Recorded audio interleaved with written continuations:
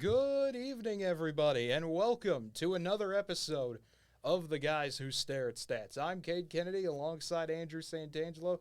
If you want to see more, be sure to like and subscribe. We've got more content coming out. It's almost football season. A lot more videos going to be going up. We do have our AP reaction video that I did earlier in the week. If you want to check that out, link will be in the description below. But as always, as we start the show, I've been having a good day. Went to the eye doctor. Everything's good. Still have to have glasses, of course, because, I can't be that lucky. That would never happen. But, Andrew, as always, how are you doing today?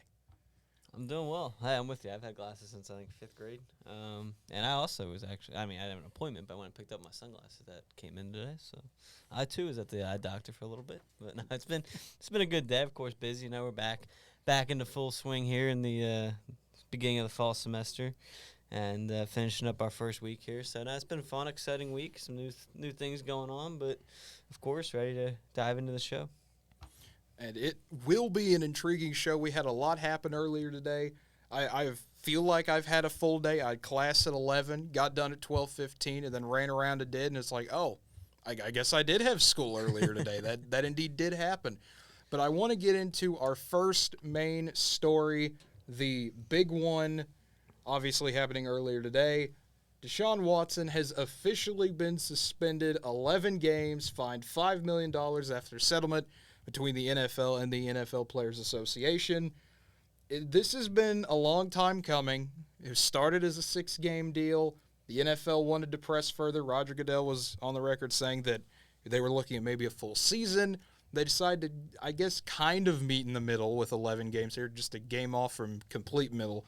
But this is going to be intriguing. The suspension officially takes effect on August 30th when the NFL teams cut down to the roster limit of 53. And I already looked at the schedule. If you look at it, Deshaun Watson's first game back would be Sunday, December 4th, when the Browns go to Houston, Deshaun Watson's old team. So it is set up to be an intriguing game when he comes back. But I know we've talked about on the show Andrew Jacoby Brissett going to take over as the starting quarterback for the Browns. We've said they're not going to be very good, but I guess we could just talk about that a little bit more. Now that it goes 5 more games, looking at the schedule, do they even have any hope? Is there any hope for Cleveland this year? No, and first, before I dive into the schedule, I'm disappointed in the NFL for coming to that agreement. Just to touch on that real quick, for Watson only to get 11 games, not even get a full season, and then only $5 million fine. If you think about it, the guy just got guaranteed $244 million for a season. He wasn't even guaranteed to play this year, and he's only getting $5 million there. And then again, only 11 games for what happened. And you look at Calvin Ridley. I get what he did is against the rules, but you're going to give a guy a full season for gambling on a couple games. I think it was a parlay he did. But then somehow Watson gets away with 11 games, and you're going to compare it. It's compared to other sports. You look at the Trevor Bauer situation. He's been out of baseball for 2 years, and you could argue what happened to Watson. Obviously none of them's good, but pretty close to Watson being worse. So I was disappointed in the NFL there. I thought they could have bargained a little better. I thought Watson in the bargaining here kind of comes out on top a little bit there. But no, to answer your question about the schedule, I think Cleveland is they're done. They're in trouble. Nothing really against Jacoby Brissett, but you look at the pieces around him. You look at Kareem Hunt demanding a trade once he's gone. You picture, just look at Carolina right now. Baker's going to go off in that first game against them. Jets is not an easy win anymore. Pittsburgh, we mentioned it last week when we were touching on their preseason, or on Sunday when we were touching on their preseason game. They're always a team that isn't an easy walkover win. So Cleveland could be in trouble, and you lose their first 2. Amari Cooper, there's no reason for him to stay. What's his incentive to stay? You're going to wait for a quarterback that hasn't played in over a year? So, no, I think they're in a whole bit of trouble, and we'll see what happens. But, no, I think, it'll be kind of funny to watch him come back against Houston, see how that crowd is. Obviously, Houston isn't supposed to do much this year, so we'll see how many people are showing up to Texans games at that point in the season with how bad they're supposed to be. But I mean, they got hard games. You look at Tampa Bay; they're not beating Tampa Bay with Tom Brady. Buffalo, Josh Allen, not a chance. Miami's obviously supposed to be the better this year. You know, they make the trade for Tyreek Hill. They're not going to win that game. Cincinnati, I'm not going to give them a chance. Baltimore, they're not going to win. New England, they're not like that. This outside the Jets to Falcons games, those are your three hopes, and maybe you steal the Jets game at home. But I'll pick Pittsburgh and Atlanta in the next two as well. So, you know what? Just for fun, I'll give them the New York game, and I'll say they're one in. I guess they get the bye before week 11, so they'll have 10 games before, so they'll be 1-10 going into that Houston game. Yeah, it's going to be absolutely brutal.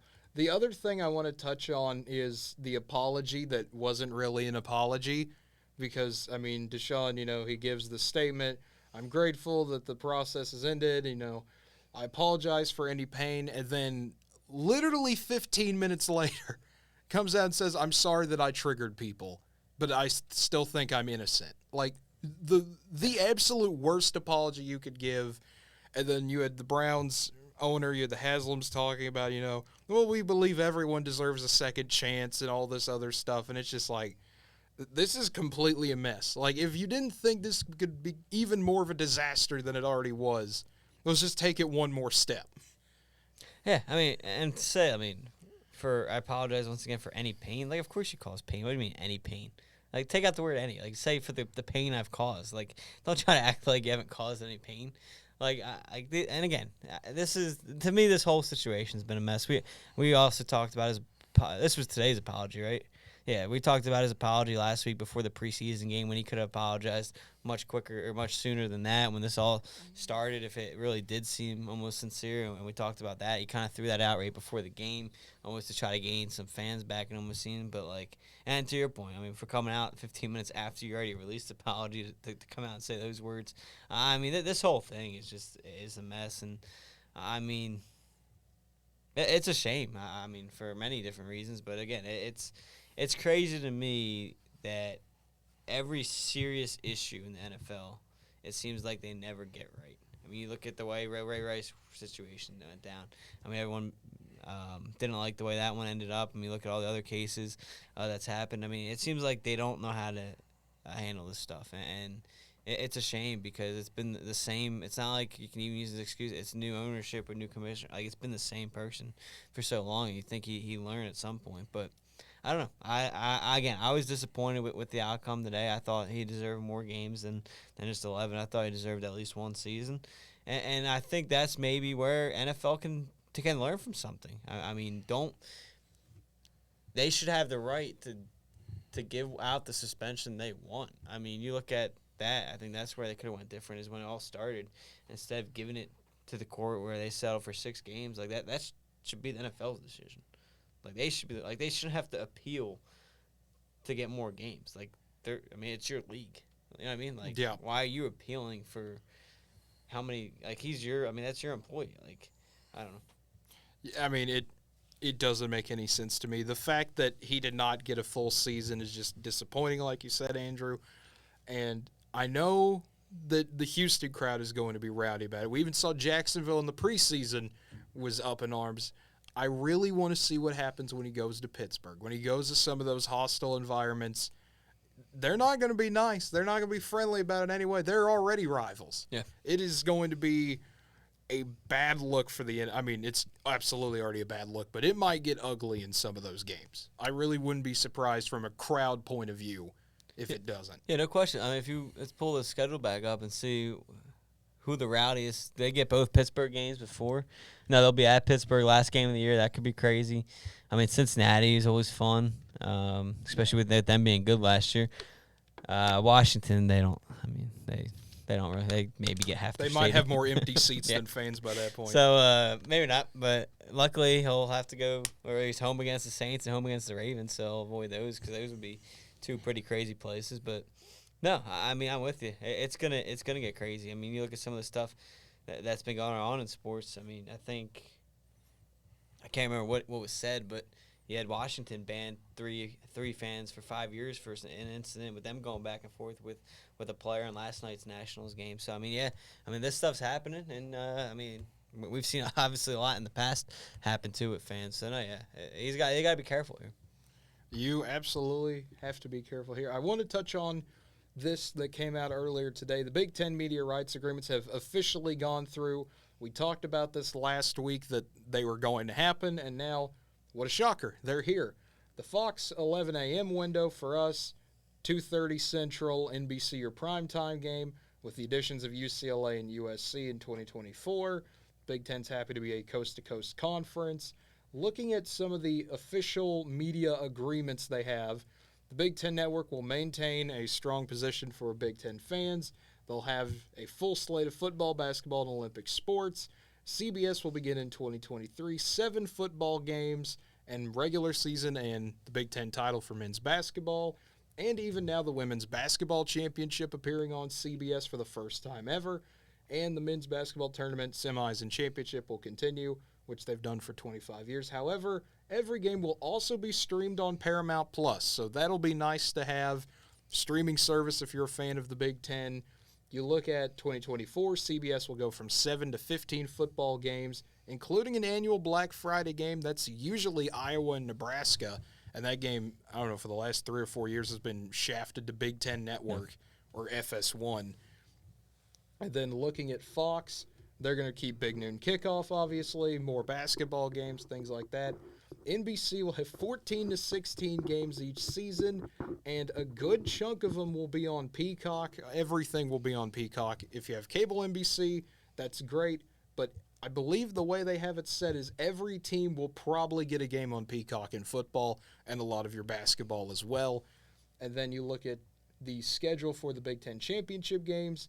CBS will get it in 2024 and 2028, NBC in 2026, and Fox in 23, 25, 27, and 29. So, Andrew, with all the rigmarole around getting all these companies now involved, everyone but ESPN essentially now, what is your take on it now that we finally have the official plan for it? It's something I said last time.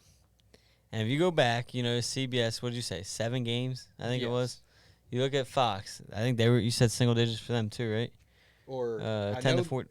Yeah, 10 or somewhere. Yeah, it was basketball. Yeah, 10 to 14 games. Involving a Big Ten team. Yeah, so, but who has the most games? Did you notice that one?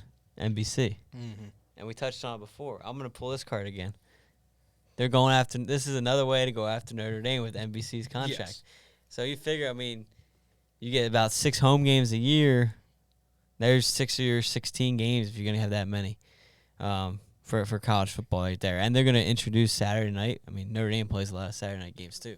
So I'm telling you, I think, again, this is their way of they're going to try to steal Notre Dame at some point. I really believe that. But that's one take. I think it's a great deal for the Big Ten. Obviously, they get to go on multiple different channels now, kind of like, I'm not saying they're the SEC, but like they're getting to that, trying to get that level in terms of the TV package on multiple channels and everything.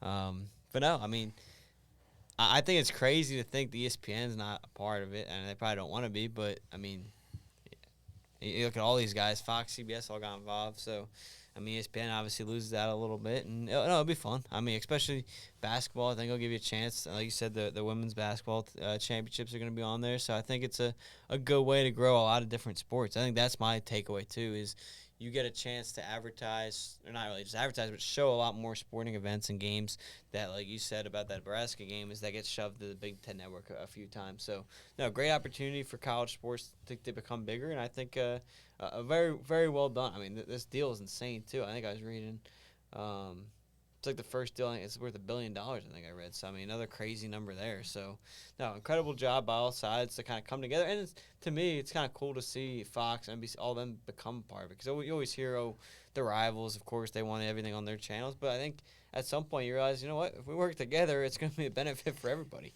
And you got to realize you're not going to have every game. So yeah, and I think the other thing is you got to realize at the end of the day, if you have an opportunity to, even though you're having to split amongst yourselves, you're trying to take down Disney and ABC, ESPN, you're going to have to come together at some point. Mm-hmm. The only thing that would worry me a little bit if I was a Big Ten fan is you're going to have a lot of streaming services to get some of this stuff. You're going to have Peacock, Paramount Plus, and maybe some combination of Fox Sports Go if they have their Big Ten Network Plus or something along those lines, which, that could add up to $30 at some point if you put everything together. But the other hand, I see it, people will pay for that anyway. Or if you really wanted to, antennas still exist. They're not the most expensive thing in the world. Yeah. No, and they already have. You can watch Big Ten Network on an app and everything like Fox Sports Go. So they'll probably do that. And, I mean, since they are all Big Ten games, they'll have the right to put them on Big Ten Network, kind of like ESPN Plus. I mean, just because it's not on, or if it's on ESPN, you can still watch it on ESPN Plus and everything. So they'll probably go the similar package with that. And everything. So, I think it would be fine. I did think 7 years was interesting. I think at the top it said it ends in 2030 or 2029, 2030 season. I thought that was usually when you see TV deals, you usually get them for like 15 years. So I did think that was kind of interesting too, is them kind of agreeing just for 7 years. It'll be an interesting time period. Kind of if things don't work out as well, I guess it gives everybody an opportunity not to kind of lock up the future there. So I did think the 7 years too was a little interesting just because you're used to seeing a lot more than that. Yeah, keep in mind the ACC's runs till 2035. The SEC's is until 2034. So, yeah, I think the Big Ten's trying to play a little mind games here, trying to get in people's head, hey, if our deal ends, we can up it again and take some ACC teams and try to, once again, go another leg up on the SEC or something along those lines. Yeah. But I want to get to one tweet here from Jason Shear, the senior editor, publisher of WildcatAuthority.com for Arizona, saying, sources indicate that today's news has caused more concern within the Pac-12. The escalator clause specifically that allows for more money for the Big Ten with expansion and allows a possible late Big Ten window for ESPN. So once again, that possibility of here come maybe the Arizona schools, maybe an Oregon or Washington, maybe even Cal or Stanford you try to pull in, especially if you can get Notre Dame at another of their rivals in Stanford. Conference realignment, it never stops. I've said it way too many times on the show, and I'll keep saying it. We just get another example. No, absolutely. We've talked about the Pac-12 being in trouble before, and again, them taking kind of this year to figure things out. I think we all agreed about that happening earlier in the year when they said nothing's going to change for this season, because everything happened so fast. But no, I think it's interesting for everything. And you kind of look at some of the comments there below. Time for Arizona to officially apply to the Big 12. I think that's kind of fun. I mean, I've never heard. Arizona is one of the few teams you haven't heard. I mean, obviously, you heard Oregon trying to steal them, Oregon State coming over together. But Arizona is a team or a program you don't hear too often. So that'd be an interesting team if the Big 12 actually added them. I mean, that you get one of the best basketball conferences, if not the best basketball conference, if you had the Arizonas. Yeah, no, absolutely. And one final thing to get to before we get our weekly baseball recap. We got to talk about the NBA schedule. It's officially out. We've got all our games set up. We talked about this, I think, a little bit last week that some of the games were starting to be announced. We officially have our opening day. Congratulations, Andrew. You have the first game, I guess I should say, Philadelphia at Boston. The first game of the season, Tuesday, October 18th, 6:30 on TNT. And then the Lakers and the Warriors that night. You get the ring ceremony. You get everything there. So great matchups for the first day. Excited to see. We're 2 months away already. Yeah, no, absolutely. It's cool being the opening night. It's obviously in Boston with them making the NBA Finals last year, and then the Golden State Lakers. We touched on, I think Sunday is when it was leaked, and we talked about that being a possible fun game depending on the Lakers' health and whether LeBron, Davis, and all them play. And obviously the news last night with LeBron still saying he wants to trade Kyrie, and they're willing to give up a first round is what the report said. So we'll see maybe if the Lakers can add a little bit there in these next 2 months as well. But no, I mean, they did well with the opening night. I mean, obviously Sixers-Celtics, a historic rivalry there, so that'll be a fun one. And again, obviously LeBron and Curry, they always build that rivalry up. So no, a good opening night there for the NBA across the board, and TNT obviously gets the rights to that. Same week, I mean, you look at the Lakers' second game, LA versus LA. Bucks Sixers, another powerhouse, kind of top of the conference there game. So no, a lot of fun stuff, and you just look around the league and what they do there. So I mean, you got some interesting games too. Obviously, you go to the next opening night. Dallas Phoenix is always fun.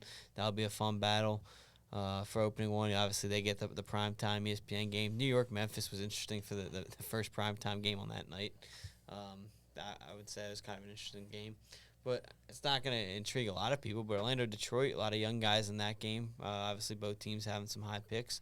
I think that has potential to be a fun one to watch just to see what some of those rookies are able to do in their first game. But no, it's going to be a good opening week. I think they have a lot of good games on there on tap. They absolutely do. I'm excited to see it. Of course, Dallas Phoenix, right where we left off there in the playoffs. Always excited to see the first week. Just so many things happen. Just getting to see everyone back out there and getting to start with Inside the NBA. The first Inside the NBA season. Always great to see. Love what they do. I do want to jump to the Christmas Day games because always a big time for the NBA. What a shocker there. You look at Christmas Day, 11 a.m., Philadelphia going to New York, then LA Dallas at 1:30, Milwaukee Boston at 4, Memphis Golden State getting, of course, the primetime ABC game, and Phoenix and Denver. The question that people always ask, why in the world do the Knicks get a Christmas Day game when they are so terrible? We all know they deliver ratings, but could we get someone else, please?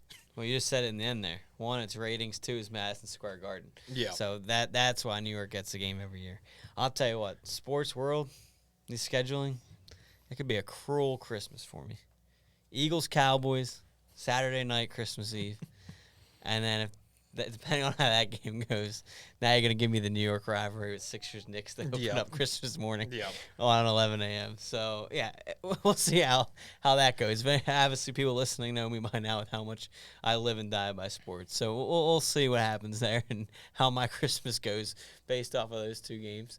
But, no, Lakers, Mavericks, again, another LeBron, Luka. We've heard that story for a while now. Bucks, Celtics, that's going to be a fun game. No, I mean, all honesty, Sixers, Knicks should, on paper, be the worst game of Christmas. I mean, maybe because it's in the Garden, New York shows up a little bit more. But, I mean, Sixers should have that game. But Phoenix, Denver, obviously the big thing with Denver is going to be their health. Obviously, they battled injuries throughout the years. We talked about Memphis, Golden State. I mean, that's gonna be a fun game. Honestly, that's probably the game I'm looking forward to the most on Christmas. I mean, the Ja Morant story with Curry again. Obviously, some of the trash talking going on social media this offseason. I think that one's built to be the best one out of all of them on Christmas Day and the closest. Because I mean, at that point, obviously, you're gonna be worried about the Lakers' health. Dallas could run away with that game. Obviously, Luka's been hurt in the past too, so that's what we got to worry about.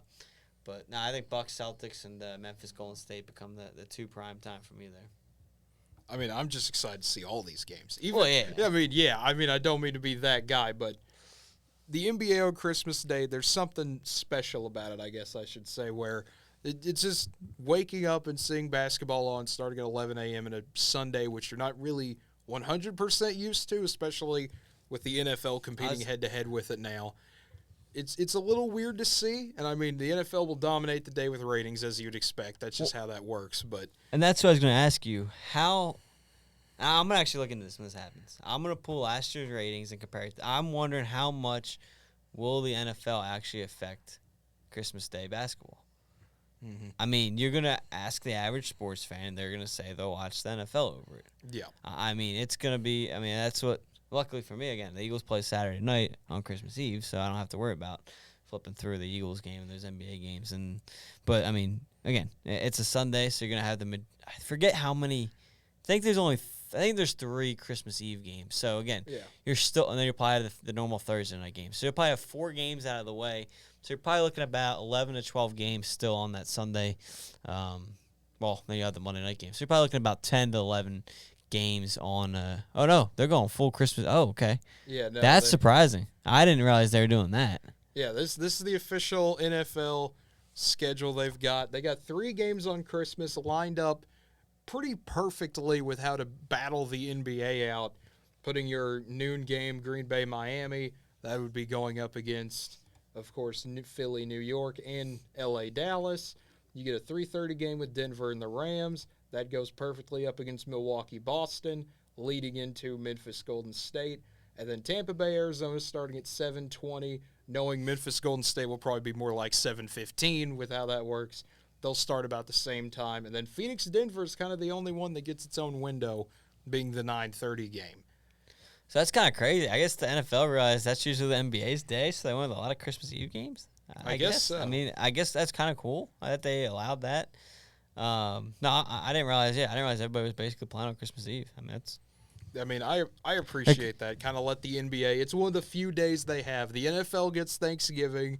The NBA gets Christmas Day, and then let someone else. Usually, hockey gets New Year's Day with the Winter Classic, but even then, that goes up against college football.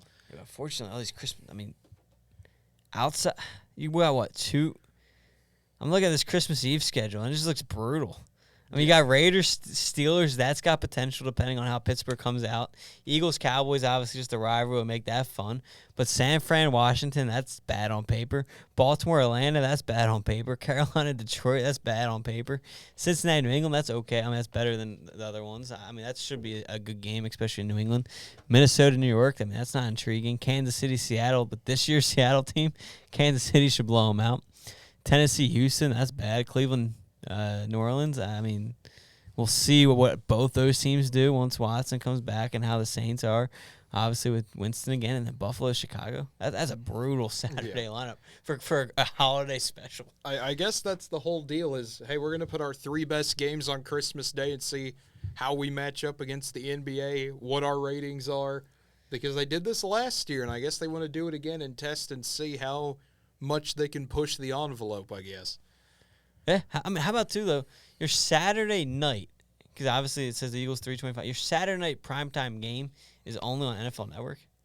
Yeah. That's a mistake. I mean, who might have called NFL a mistake, but I guess. You gotta get NFL Network, Andrew. Well, no, that's fine, but put, like, I don't know, Cleveland Saints or Seattle, Kansas City. I mean, Mahomes will draw attention to NFL Network, but don't put arguably one of your best games on that day and the last game of the day, primetime, only on NFL Network. I don't know. What do I know? That might be a, like, hey, we don't care. They know they're going to win because that's usually like the day of the Hawaii Bowl, and that would be their main competitor, I guess. It's maybe, I don't know. I guess they're trying to not get beat by It's a Wonderful Life on Saturday night. I got no idea what they're doing here. I also completely forgot the Steelers changed their stadium name until looking at the schedule here. Listen, it will always be Heinz Field. Yeah, right? It is one of the, just like how the Commanders will now always be the football team to me because that's just the funniest name you could give them. That's just never going to change. No, they're just Washington to me at this point. Like, I'm not calling them the Commanders, the football. They're just Washington. Well, to me, I would probably just call them Washington, but the football team is such a hilariously ridiculous name that they'll just be the football team now. It's just too funny to me. I'll tell you the one I still struggle with the name change is Cleveland in baseball. Yeah. I cannot. And it's funny. I don't hate the Guardians as much as a lot of other people did. Like, I don't mind that name. And I thought the video they released when they named it was cool and everything. But for some reason, that is, like, I've got I'm able to call Washington, like, the real Commanders and everything. But, like, whenever I talk about Cleveland, I don't. Maybe just because this is the first year where Washington's been gone for a little bit. Yeah. But, like, I always jump back to the Indians for whatever reason. I think it's more of a year one kind of thing. Once we hear it enough times, you slowly change with it. I mean, even announcers still get caught up with it every once in a while. You'll hear it. Even for Washington, you'll hear, and the Redskins. Oh. Yeah, no, exactly. Yeah, don't say that word. Don't do that. But one final thing to get to, we were just talking about baseball, and, well, here we are looking at the baseball standings. The Yankees, I mean, they got a walk-off win last night, walk-off grand slam to beat the Rays to continue their quest to not blow the 10-game lead they have in the AL East, trying to survive despite all their injuries with a 73-45 record. You look at second place, a tie between the Rays and the Blue Jays, each 10 games back from the Yankees. The Orioles hanging around 61-57. And how about this? Boston back to 59-59. Everyone 500 or better still in the AL East. Yeah, don't sleep on Boston. I really think they can make some noise here down the stretch. I know a lot of people giving up on them, but I mean, hey, listen, they're no joke. They've been around the game obviously a while. Very historic team. They're a team that's going to make noise down the stretch in August and into September. I do want to point out, which we haven't had until this week. I think it's new. Correct me if I'm wrong. But all the way to the right, you got your playoff odds. Yes. And how about that? You have Toronto, who's in third, 84.5%. Tampa, who's in second, 57%. Baltimore's in fourth, only 4%. And then Boston, who's in last, has a 10% chance to make 10% better chance to make the playoffs than a team that's 2 games ahead of them currently in the standings. Listen, you got to defy all odds if you're Baltimore. They got that 4% chance. The only division where every team has a 9.1% chance of making the playoffs. Yeah, well, and again, it's just crazy. I mean, look at it. Boston is 30%, sorry, plus 30 or minus 30 run differential, and they're still that much better odds than Baltimore. It's funny. I know. It really is crazy to see how that works. And then looking at the AL Central, which This division has gotten a lot more contending, I guess I'd say contentious, whatever word you want to use for it. Cleveland now sitting with that 1-game lead on Minnesota, starting to overcome the Twins, and the White Sox are just hanging back with 2.5 games separating them and the Guardians. And if you look there, the playoff differential, they're all almost right at 50-50. The odds makers, the statistics, every metric you have, they have no idea how to separate this AL Central race. No, absolutely not. I mean, I think you throw the names in a hat and pick who you want to win this one, and that includes Chicago White Sox. I don't think that just goes to Minnesota 1 game back. I think 3 games isn't that much with how many games to play. You're looking at them playing right now 119 games, so you still got about 40 left. So, I mean, again, I think that's plenty of time for them to come back, make up 3 games. I think here, what's odd, you look at Chicago, 30-31 at home, 31-27 away. You expect that to be the opposite.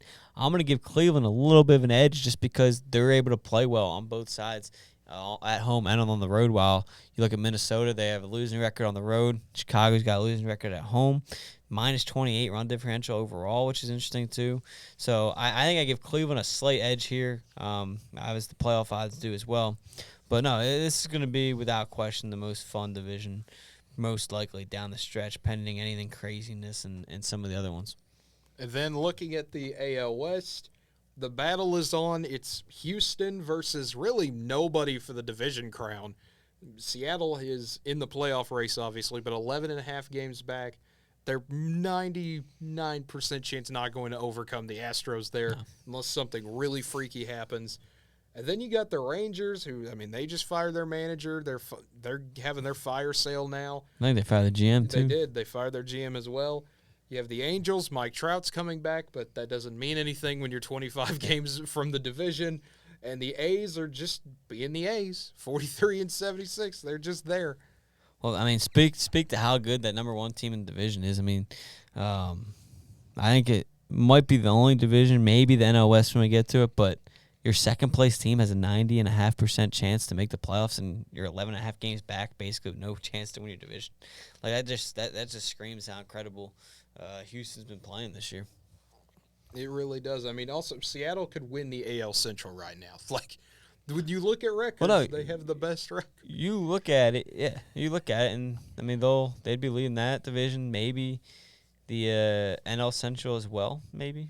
Not anymore. The Cardinals changed that today. But, yeah.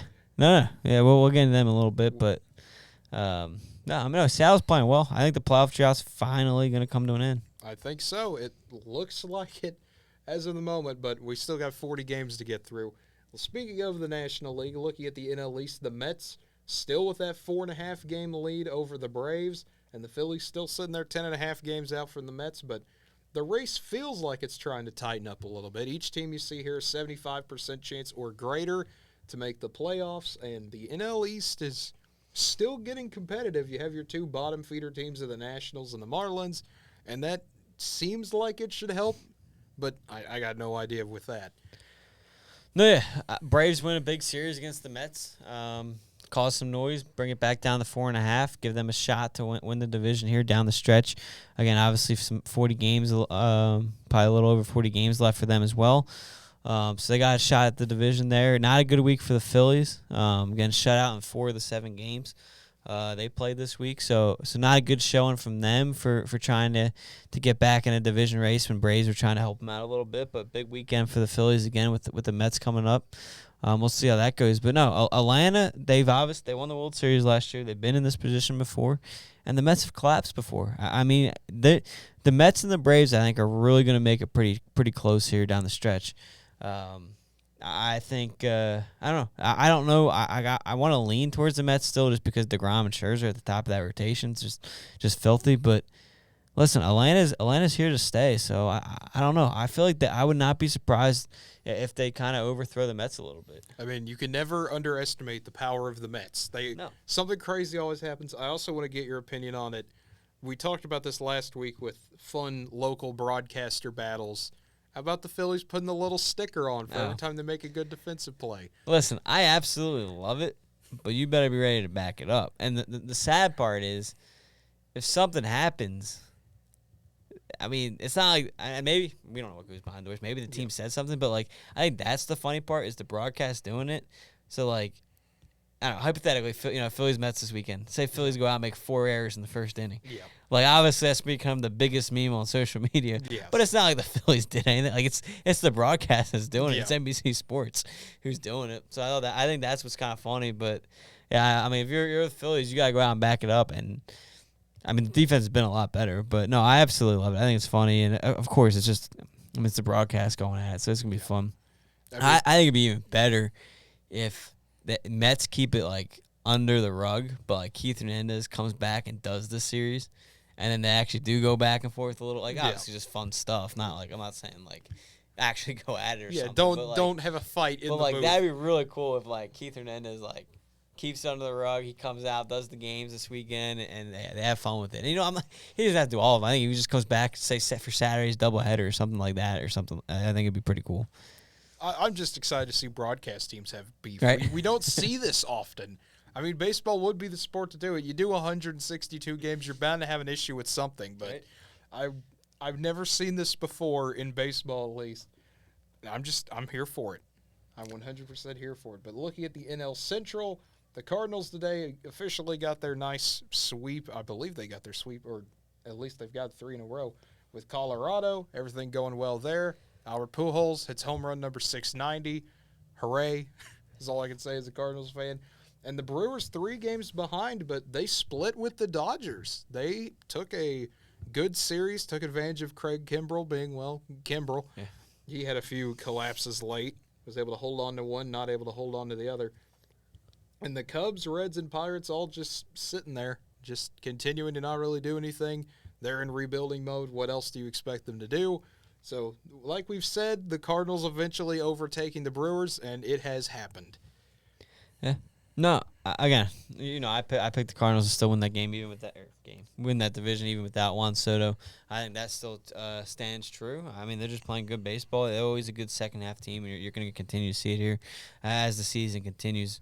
Again, I think Milwaukee's going to struggle down the stretch. They'll probably just miss the playoffs, is my guess. With Atlanta, Phillies, and probably I think the Padres will sneak. We'll get that spot, so we'll see what happens. But no, I think this division will continue to go down the stretch. It's just a matter if the Brewers can make up some of that ground there. And then looking at the NL West, the Dodgers continuing to do what they do. They're 81-36. No one's touching them right now. The Padres are 16.5 games behind them. The Giants 22 games behind that. Only a 5% chance for the Giants. So there's somehow technically more hope for them than the Orioles if you look at the analysis here, I guess is the best way to put it. But not the best situation to be. But, I mean, what can you do? It's the Dodgers. Right. What's more impressive, having a plus 200 run differential or a minus 200 run differential? I don't know. You got to be really bad to have a minus 200. I feel like you have to try to lose to have a minus 200. Well, that's the Washington Nationals. Yeah, I guess so. I guess maybe we need more Dodgers Nationals games to see the true talent gap in the MLB. I mean, no, I'd watch it. Don't worry. Yeah, don't worry. We get at least one guaranteed viewer. Yeah. But looking at the wild card standings, the Mariners have a 1.5 game lead for that first wild card spot in the AL, and Tampa Bay and Toronto tied for second. So I believe the way that would work is one would get second, one would get third, right? Correct me if I'm wrong on that, Andrew. But yeah, so this year they took away the extra game for seeding, so it's just going to come down to who wins the tiebreaker. So that's just head to head. Obviously, those two being division opponents have a lot of games in hand against each other. So I'm going to guess the way ESPN has it right now. If the season ended today, Tampa wins the tiebreaker is my guess since they're at the top there. But, it's going to be a fun battle. You get Seattle, Tampa. That'd be an interesting 3-game series. Seattle, Tampa Bay is the first 2 wild cards go head-to-head, and then Toronto gets the worst divisional opponent, which would be the Guardians. The Guardians. The Guardians. Which should also be an interesting series. So, no, I do. Again, I'm going to say it, do not count Boston out. 4 games is not a lot with 40 games left in the year. They're starting to win a couple more games here down the stretch. So I would not be surprised to see Boston make some noise, especially when 2 of the teams they're chasing are divisional opponents. So not only are they going to, and this goes for Baltimore too, that's what's kind of fun about the way how good that division's been. Not only are you going to have a lot of games left with your divisional opponents, but they're going to be battling each other. Like Tampa's going to have to play Toronto, so there's going to be losses there. Baltimore's going to have to play Toronto. That's what's going to make that run fun.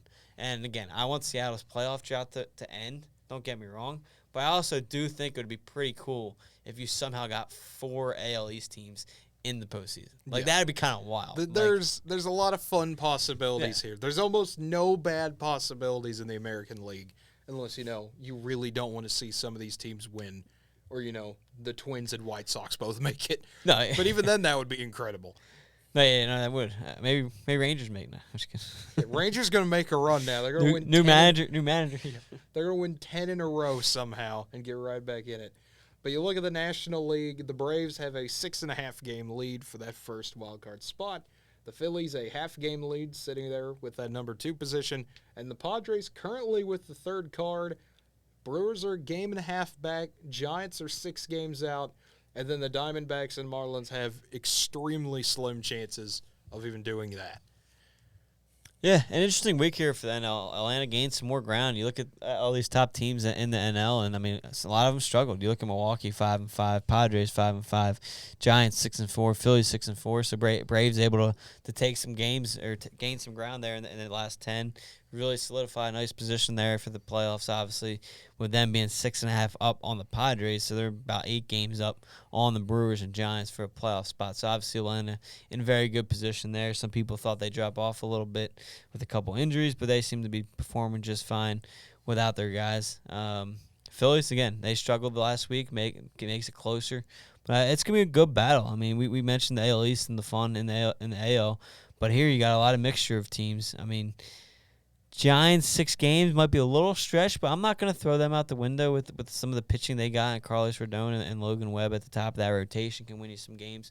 So I think there's still some slim hope there for San Francisco if they can get hot. And they won 4 straight, but then they dropped 2 straight. So, it's the 500, basically what to call them. What's the record? Is 500 team there. So we'll see what happens, but I think the NL won't have much shakeup. I think you're going to see it stay with the 3 teams that are positioned right there in the playoffs. All righty. Well, that sounds good to me. Well, yeah, create another divisional game in that first round. Phillies, Atlanta, Philadelphia, another fun rivalry there. 3-game set for that wild card opening weekend. So, no, it's going to create some fun baseball. There absolutely is going to be some fun baseball. And that will do it for our show this evening. For Andrew Santangelo, I'm Cade Kennedy. If you liked what you heard tonight, be sure to subscribe to our channel on YouTube, follow us on Facebook, Twitter, or Instagram at NWTV7, or you can even check out our TikTok page, our NWTV7 TikTok, or you can subscribe to our The Guys Who Stare at Stats YouTube channel, or our new show that is an old show, I guess I should say, a reboot of it. The Bottom of the Barrel begins again tomorrow night at 8 o'clock. Josh Hinton and I reviewing bad movies, watching horrible movies, making fun of them the whole time. That begins again tomorrow, so if you want to see that, be sure, check in here, twitch.tv/NWTV7, 8 o'clock Central Time. You're not going to want to miss it. It is a surprise movie. We will find out tomorrow, right when it starts, what we're watching, so that's going to be great to see. But until then, have a great night, everybody.